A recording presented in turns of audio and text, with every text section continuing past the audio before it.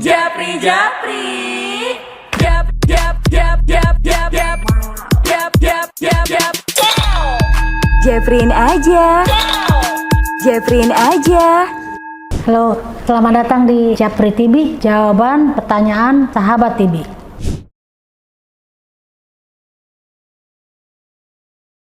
Iya, memang pada sebagian orang, tetapi tidak banyak, setelah minum obat-obat TB ini, kemudian terjadi peningkatan asam urat. Itu merupakan salah satu efek samping dari obat TB, yaitu efek samping yang disebabkan oleh pirazinamid. Tapi nggak semua orang, ya, hanya sebagian kecil. Dan kalau memang terjadi peningkatan asam urat yang sangat bermakna, maka biasanya kita akan menambahkan obat-obat yang dapat menurunkan asam urat. Jadi jangan panik, laporkan ke dokter, ya, sharing apa yang terjadi.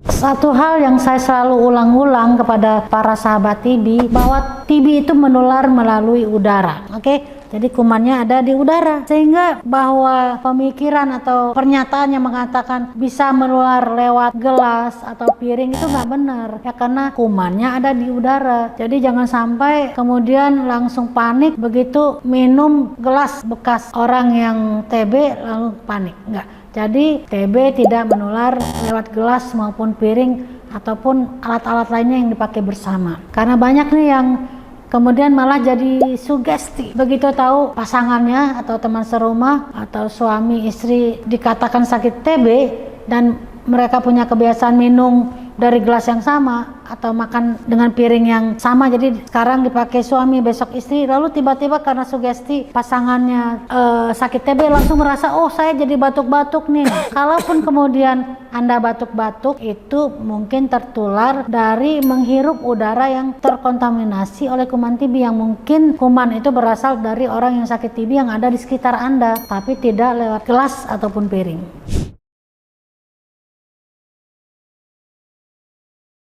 Ya, setelah minum obat TB yang mungkin 6 bulan atau ada yang 9 bulan atau ada yang 1 tahun atau lebih dan sudah dinyatakan sembuh, biasanya gejala-gejalanya itu sudah hilang. Nah, kalaupun kemudian ada gejala-gejala, misalkan kadang-kadang masih batuk, kadang-kadang masih merasa sesak, itu biasanya adalah gejala sisa yang memang terjadi kerusakan di parunya, tetapi sudah tidak sakit TB, itu hanya bekasnya saja. Jadi kalau ada di antara sahabat TB yang sudah menyelesaikan pengobatan dan sudah dinyatakan sembuh oleh dokternya, tetapi kadang-kadang masih batuk, ya segera kembali ke dokter. Mungkin diperiksa, jangan-jangan kemudian bukan TB-nya, batuk karena bronkitis misalnya, atau karena alergi, atau karena faktor lainnya. Demikian juga kalau ada keluhan sesak, kembali ke dokter ya untuk mencari tahu kenapa Anda jadi sesak.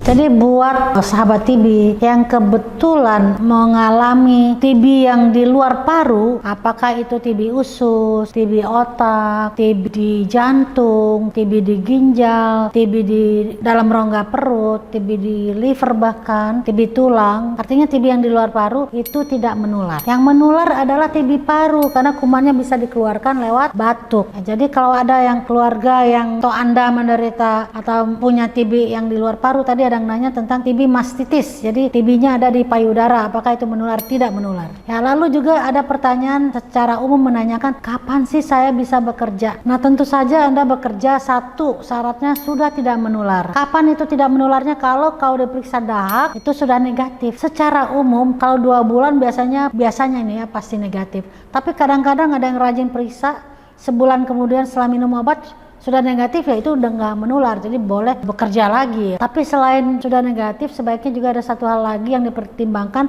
bahwa Anda memang sudah fit, sudah cukup kuat fisiknya untuk bekerja, gitu ya.